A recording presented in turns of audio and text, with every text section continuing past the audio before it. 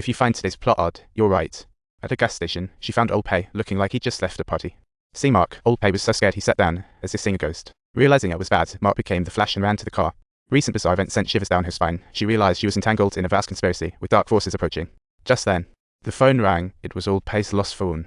Questions flooded her mind, a lone wanderer calling her. Pulling 1,000 hairs daily? That's creativity. No memory, she'd quit in a week. Brilliant. She thought it made sense too, but rather than losing hair, she'd prefer to part with 4 fingers. Thanks, cable. Do I look like shaking my hair? Surprisingly, the boss agreed readily. She remained alert in front of the camera. The whole recording went surprisingly smoothly, and everyone was even in high spirits. Could this be the time she actually quit? I have never apologized. What exactly is happening here? Is this not sufficient to quit? Ultimately, the plate in her hand seemed to provide an answer. Harry, I've seen your video. Miss Cable says you refused to cut your fingers, but you know what? This marked a significant decision for her. In the end, we all accept reality, so inhuman and you're not. Well, that sounds a bit philosophical. I've made a decision, but you haven't. If you mess around again, you'll have to point fingers at my hand. You know? I'll ensure your existence. That sounded a bit scary. Your resignation request has been denied as tough luck. Your outside self won't quit no matter what can you do? Don't forget who Harry is, she's a fighter. Read script 1027 times in break room, driving God mad. Getting her to give up is simply not an option. Today's bound to be unusual, and the 4 in the office are feeling a bit restless. The clueless little mustache accidentally discovered the company's secret during a visit, and at that moment, Supervisor Mark was assigned to a psychological evaluation. Golden sidekick Vathy rummaged Mark's desk under overtime excuse. Harry sneaked Wire's trash can away. She swiped the elevator card and tossed it. She's really ready to burn the boats this time. Eventually, she opened the elevator's ceiling, tied a rope to the beam, and opened the elevator door. Inside hung a woman. Was she putting on a show? No, she just found herself hanging in the air when she walked in, and struggling was just futile. She hung in the elevator for 5 minutes until Mark noticed after work.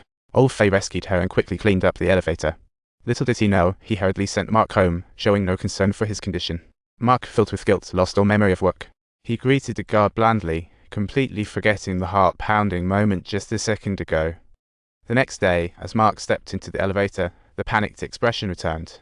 But this time, outside the elevator was not Harry, but a female boss who told Mark that his negligence got Harry admitted to the hospital. She hoped he could reflect on his negligence. Honestly, Mark would have thought about it himself, should he have just let him quit. Days passed like this, and finally, Harry returned to work, but his memory was still stuck in that hanging state. To prevent Harry from going extreme again, the female boss specially arranged for the doctor to observe him all day. Seeing this, Mark hurriedly knocked over a cupped cover for Harry and found an opportunity to send the doctor away, giving Harry some breathing room. Mark apologized for stopping his quit, but Harry lost trust, unwilling to listen, turning to leave. Mark, unwilling to accept defeat, followed him, rambling until he revealed his true thoughts, not to quit, but to make the outside self pay. Letting him know that the one being treated like a slave could take his life. Just as Mark was about to comfort him, a sudden bleating sound came from afar. Where on earth were sheep in the office? He followed the sound and indeed found a bizarre scene.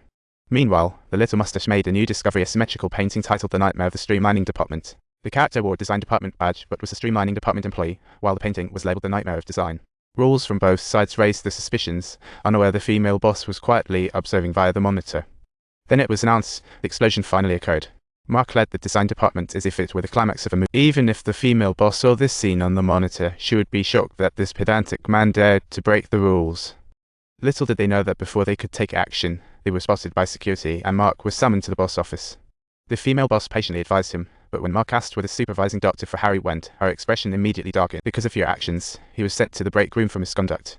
First, Harry spoke softly, and the doctor was punished as well, and Mark could no longer hold back. He immediately blurted out the thought-provoking, soul-searching question, "It is imperative to put your little butt back at the table, without delay." He still have to sit there waiting to be forced out. Those words made Mark feel shame for the first time. He even felt anger for the first time. With this new and strange emotion, he returned to the office and unleashed a tirade on his colleagues. Everyone was shocked, even though they didn't know why Mark was mad. Little Mustache still took the initiative to apologize. This magnanimous attitude quickly calmed Mark down, leading him to make a bold decision, teaming up with the design department to uncover the truth. Department meetings forbidden.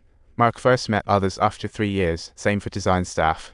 Everyone was astonished. This was the complete opposite of what Mark had imagined. Breaking the deadlock, he proactively revealed the secrets of the floor. If you enjoyed this video, kindly make sure to like it and subscribe.